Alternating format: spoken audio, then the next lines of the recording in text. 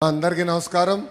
నేను రచ్చబండ కార్యక్రమం పెట్టుకున్నప్పుడు ఇచ్చిన హామీ నిలబెట్టుకునేదానికి చేపడుతున్న కార్యక్రమం.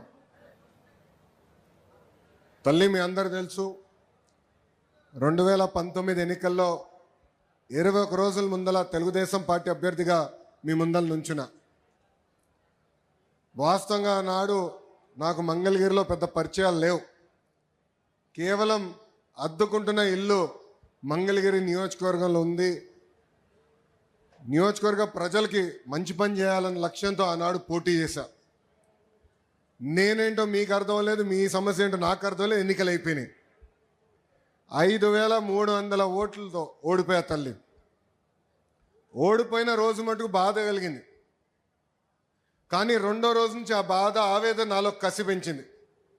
మంగళగిరి ప్రజలకి మంచి పనులు చేయాలా, ప్రతిపక్షంలో ఉన్న పర్వాలేదు, వాళ్ళ మనసు గెలుచుకోవాల లక్ష్యంతో ఆనాడు నుంచి నా పని ప్రారంభించాను.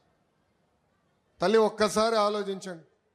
ప్రతిపక్షంలో ఉన్నప్పుడు మీ ఆరోగ్యం కోసం ఎన్టీఆర్ సంజీవిని పెట్టా, తాడేపల్లిలో క్లినిక్, మంగళగిరిలో క్లినిక్, మన దుగ్గిరాల్లో ఏకంగా ఒక మొబైల్ క్లినిక్ పెట్టా.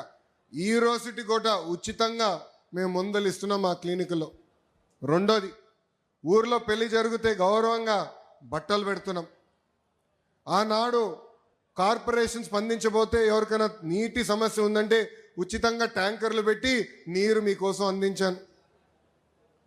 పిల్లలు క్రికెట్ ఆడాలంటే వాళ్ళ కోసం మంగళగిరి ప్రీమియర్ లీగ్ కూడా 3 సార్లు ఏర్పాటు చేస్తాం జరిగింది.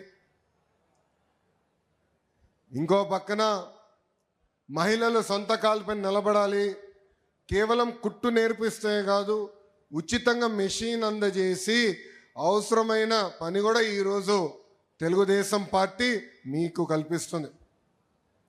తల్లి ఇలా 26 సంక్షేమ అభివృద్ధి కార్యక్రమాలు మీకోసం చేశా.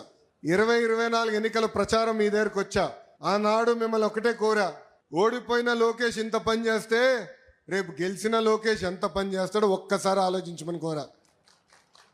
ఆనాడు మిమ్మల్ని ఒక విషయం అడిగా తల్లి, 5300 ఓట్లతో ఓడిపోయా కదా, దాని పక్కన ఒక 0 పెట్టండి, 53,000 ఓట్ల మెజార్టీతో నేను గెలిపించి శాసనసభకు పంపించండి కోరా. కానీ తల్లి ఈరోజు గర్వంగా చెప్పగలుగుతున్నాం, 91,000 మెజార్టీతో ఈరోజు నన్ను మీరు గెలిపించి శాసనసభకు నన్ను పంపించారు. చాలామందికి తెలియదు తల్లి, ఎన్నికల ముందల చాలామంది నన్ను 2 స్థానాల్లో పోటీ చేయమని చెప్పారు. మంగళగిరిలో మీరు గెలుస్తారా లేదా, మళ్ళీ మీరు ఇబ్బంది పడతారు, పార్టీ ఇబ్బంది పడుతుంది అన్నారు. నేను వాళ్ళకి ఒకటే చెప్పా, 5 సంవత్సరాలు కష్టపడ్డా, మంగళగిరి ప్రజల మనసు నేను గెలుచుకున్నాను నేను భావిస్తున్నా. ఒకే ఒక స్థానంలో పోటీ చేస్తా, అది మంగళగిరి నియోజకవర్గం ఆనాడు చెప్పా తల్లి. అమ్మా, ప్రచారంలో మీకు చెప్పా, నాకు మీరు ఎంత ఎక్కువ మెజారిటీ ఇస్తే నాకు అంత బలం వస్తుందని, మీకోసం సేవ చేసడానికి బలం వస్తుందని.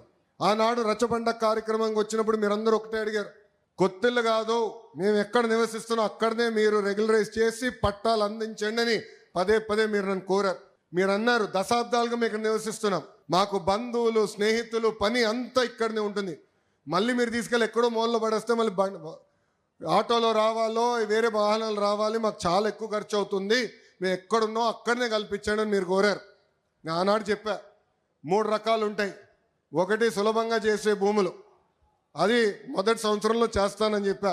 రెండోది రైల్వే ఎండోమెంట్, అదొక సంవత్సరం పైన, అంటే సంవత్సరంన్నర పడుతున్నాను. మూడోది వచ్చే గల అటవీ భూములు, అదేవిధంగా ట్యాంక్ బండ్లు ఉన్నాయి, అది చాలా కష్టమైంది, అయినా కూడా ఒక 2.5-3 సంవత్సరాలు పడుతుంది, తప్పనిసరిగా చేస్తాను ఆనాడు హామీ మీకు ఇచ్చా తల్లి. ఈరోజు ఆ హామీ నిలబెట్టుకునే దానికి మీ ముందర నిలబడుతున్నా. ఆంధ్ర రాష్ట్ర చరిత్రలో ఎక్కడ జరిగిన విధంగా ఒక మంగళగిరి నియోజకవర్గం కోసం జియో తీసుకొస్తే ఆంధ్ర రాష్ట్రంలో పేద ప్రజలందరికీ పనికొచ్చే విధంగా జరిగింది తల్లి. ఇప్పటికీ 7,000 మంది దరఖాస్తు చేసుకుంటే దాంట్లో 4,000 మంది కేవలం ఒక మంగళగిరి నియోజకవర్గం నుంచి ఉన్నారు తల్లి. ఈ 5 రోజుల కార్యక్రమం 3,000 కుటుంబాలకి ఈరోజు ఇంటి పట్టాలు ఇస్తున్నాం. ఆ పట్టాలని మీరు రిజిస్టర్ చేసుకోవచ్చు. ఈ కార్యక్రమం అయిన తర్వాత ఆ పట్టాలని మీరు రిజిస్టర్ చేసుకోవచ్చు. 2 సంవత్సరాల్లో ఆ పట్టాన్ని కూడా అమ్ముకునే హక్కు మీకు ఎన్డీఏ ప్రభుత్వం కల్పిస్తుంది తల్లి. 5 రోజుల్లో సుమారుగా 1,000 కోట్ల విలువైన, అంటే మార్కెట్ వాల్యూ 1,000 కోట్లున్న భూమిని ఉచితంగా ఈరోజు ఎన్డీఏ ప్రభుత్వం మీకు అందజేస్తుంది తల్లి. అంతేగా తల్లి, ఇక్కడ చిల్లపల్లి గారు ఉన్నారు, ఆయన మెడికల్ డెవలప్మెంట్ కార్పొరేషన్ చైర్పర్సన్. దశాబ్దాలుగా మనందరికి ఒక కళ ఉంది తల్లి, అది 100 పడకల ఆసుపత్రి. దశాబ్దాలుగా ఉన్న కళ. ప్రైవేట్ డాక్టర్లు వచ్చి నాకు చెప్పారు హాస్పిటల్ మీరు కట్టాలి అని చెప్పి. అమ్మ ఈరోజు నేను గర్వంగా చెప్తున్నా, 2వ క్యాబినెట్ మీటింగ్లో అప్రూవల్ తీసుకొచ్చాను. 13వ తారీఖు, ఏప్రిల్ 13వ తారీఖు దానికి శంకుస్థాపన కూడా మన ప్రభుత్వం ఇవ్వబోతుంది. ఒకే ఒక సంవత్సరం 12 నెలల్లో ఆ పని పూర్తి చేసే బాధ్యత మటుకు చిల్లపల్లి గారు తీసుకుంటున్నారు. తల్లి పోలీస్ స్టేషన్ అప్గ్రేడ్ చేస్తున్నాం, ట్రాఫిక్ పోలీస్ స్టేషన్ అప్గ్రేడ్ చేస్తున్నాం. ఈరోజు పార్కులు, చెరువులు అభివృద్ధి చేస్తున్నాం. చేనేత సోదరులకి ఒక హ్యాండ్లూమ్ క్లస్టర్ ఏర్పాటు చేస్తున్నాం. మన దగ్గర ఎక్కువ మంది స్వర్ణకారులు ఉన్నారు, వాళ్ళ కోసం ఆనాడే చెప్పా జెమ్స్ జ్యువెలరీ పార్క్. అంటే బంగారం మన ఏమన్నా ఆభరణాలు ఏమన్నా డిజైన్ కానీ తయారీ కానీ అమ్మకాలు మొత్తం ఒక మంగళగిరి నియోజకవర్గంలో జరగాలి. మెరుగైన పని మనోళ్ళకి తెలియాలి, స్కిల్ డెవలప్మెంట్ జరగాలని చెప్పాను. దాన్ని కూడా స్వీకారం చుట్టాం. తల్లి ఇలా అనేక అభివృద్ధి కార్యక్రమాలు మేము చేస్తున్నాం.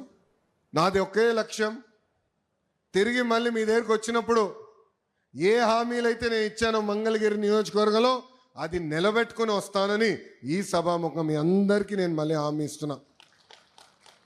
మీరు ఏ బాధ్యత అయితే నా పైన పెట్టారో అది ముందలు తీసేందుకు నేను సిద్ధంగా ఉన్నా. ప్రతి మంగళగిరి ప్రజల్ని నా గుండెల్లో పెట్టుకుని నేను కాపాడుకుంటా, నిలబెట్టుకుంటా. నా లక్ష్యం ఒకటే, భారతదేశంలో నంబర్ 1 నియోజకవర్గం ఏదంటే ఆలోచిస్తే దానికి చిరునామా మంగళగిరి చేసే బాధ్యత మీ లోకేష్ తీసుకుంటాడని ఈ సభాముఖం తెలుపుకుంటూ, తల్లి మీరందరూ ఒక్కసారి ఆలోచించమని కోరుతున్నాం. మీ ఇంట్లో కొలతలు తీసినాక వచ్చినప్పుడు Telugu Desam party, Janasena party, Bharatiya Janata party నాయకులు వచ్చారు, అధికారులతో కలిసికట్టుగా వచ్చారు. మీ దగ్గర నుంచి ఒక కప్పు టీ తాగలేదు, ఒక బాటిల్ నీళ్ళు తాగలేదు తల్లి. స్వచ్ఛందంగా వచ్చి మీకు సేవ చేసాక వచ్చారు తల్లి. ఈరోజు 1000 కోట్ల రూపాయలు విలువైన ఆస్తి మీకు ప్రభుత్వం అందిస్తుంటే దాంట్లో ₹1 అవినీతి లేకుండా మేము చేశాం తల్లి. అది ఎన్డీఏ ప్రభుత్వానికి ఉన్న చిత్తశుద్ధి. అహర్నిశలు మీకోసం కష్టపడడానికి మేము సిద్ధంగా ఉన్నాం. ఆనాడే చెప్పా, మీకు ఏ సమస్య ఉన్నా మా ఇంటి తలుపులు 24 గంటలు మీకు తెరుచుంటుందని ఈ సభాముఖం తెలుపుకుంటూ, నాకు ఇంత అద్భుతమైన అవకాశం ఇచ్చిన మంగళగిరి ప్రజలందరికీ పేరు పేరున నా హృదయపూర్వక ధన్యవాదాలు తెలుపుకుంటూ మీ అందరి దగ్గర నుంచి సెలవు తీసుకుంటున్నా. అందరికీ నమస్కారం. జై హింద్.